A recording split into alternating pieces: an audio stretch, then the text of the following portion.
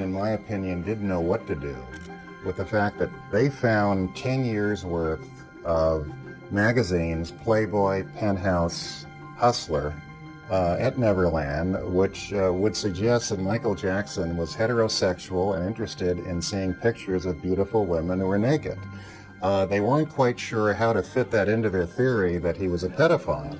So they came up with the notion that a pedophile will take magazines like this to somehow groom the alleged victim. The district attorney showed so much pornography that your head was spinning by the time this was over. It was the only day that Katherine excused herself from the courtroom for the afternoon. I thought they're constantly flashing this material at the jury, which was a majority of females, by the way. I thought Gest was stupid, but that's what they did. They couldn't find any pornography on his computers. They had the FBI test every computer at Neverland. They couldn't find any kiddie pornography. So they just tried to fit everything into their theory, and it just became an absurdity. You just knew that there was really something devious going on. This guy, Thompson, was really out to get him. Had to be totally torture. I can imagine what was going on in his mind and his head, and he's not strong in that way at all. The stress and strain of this 5-month trial took a toll on him. You saw him losing weight. He was having trouble sleeping.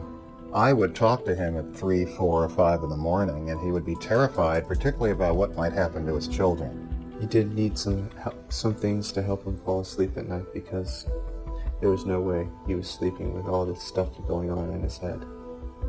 I don't know how anyone could sleep.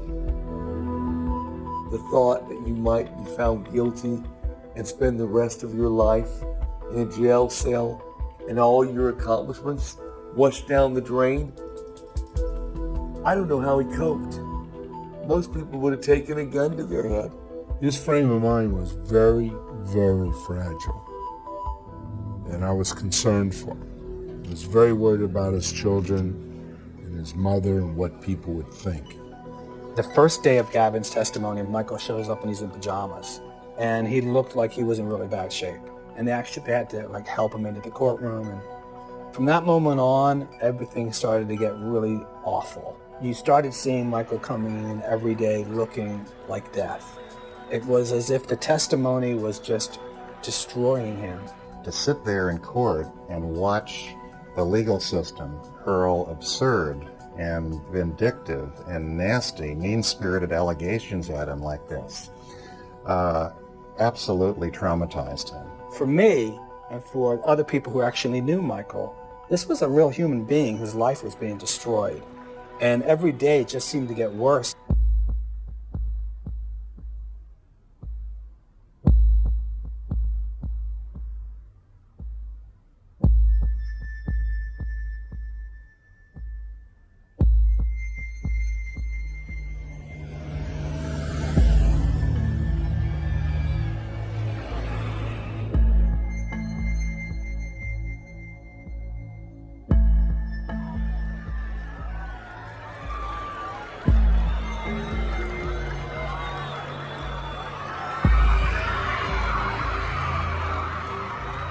One of the sheriffs came to me and said, you've got the best seat in the house. And I said, well, why? And he said, because you're sitting right behind Michael, and when we find him guilty, we're going to get him out of there so fast that your head's going to spin. These people had already decided that Michael was guilty, and they were sure of it, so sure that they had an exit plan to get him out of there.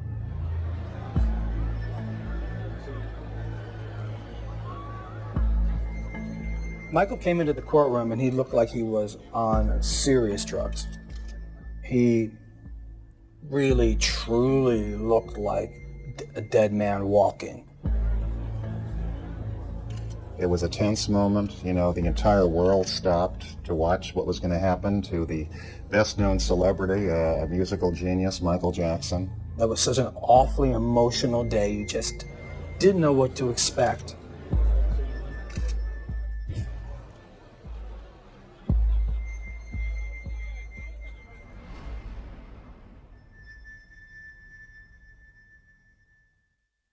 We, the jury, in the above entitled case, find the defendant not guilty of conspiracy as charged in count 1 of the indictment. The verdict was read, and it was not guilty, not guilty, not guilty, not guilty, all the way down the line, all counts not guilty. And I remember very specifically Michael seeming to not understand. And I remember Tom Snedden looking at Michael for a reaction and not really getting one. And I also remember Tom Mesereau, his lawyer, leaning in and mouthing to Michael Jackson, "You're a free man." I could read his lips because I was so close. And Michael still didn't get it. You felt like it was a triumphant moment, but then when you looked at him, you realized that he wasn't there for it. There was nothing you could do. He was so devastated that it had happened that you couldn't even find a place to be happy that it ended the way it did, because it was so devastating that it had occurred at all.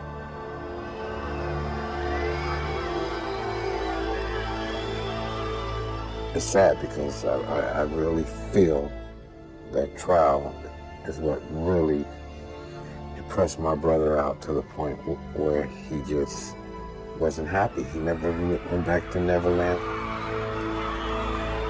For Michael not to go to Neverland, he must have been pretty sad. Didn't want to have nothing to do with that place ever again.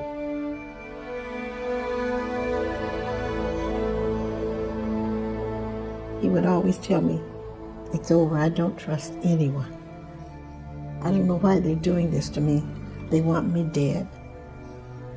He said, "They're going to kill me for what I got."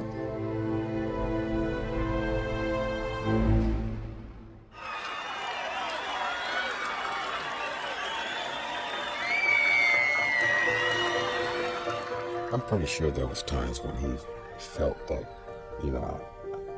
I wish I was someone else or other than an entertainer. There's a certain point that you can get to with success, whereas you have no life whatsoever. You lose your ability to be a person. To be a person that cannot be a part of the everyday life of this world, it could really be devastating on the mind. You can't get it all for free. And that's what happened with Michael. He had to give up so much that he lost his ability to just walk amongst everyday people. This was the first artist that I've been associated with, and the only artist that I've been associated with, that you could not walk down the street with. Look at my life as somewhat normal. It's not normal, but it's a little normal. But judging my life to his wasn't nowhere close. He just couldn't be anonymous. Impossible.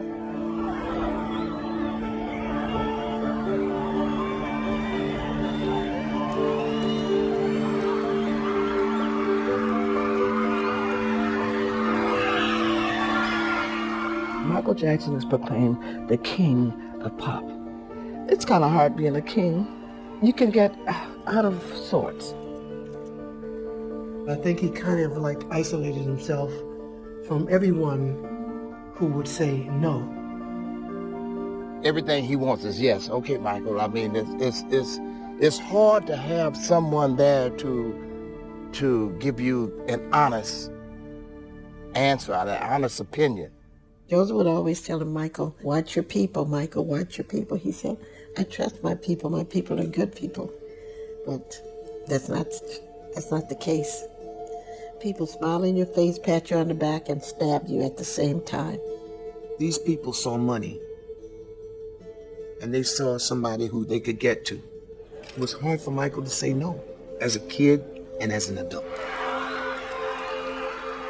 Because he generated so much wealth and so much profit, he became the repeated target of unsavory characters, many of them mediocre, who tried to get near him, promise him the moon, and then profit themselves by being around him.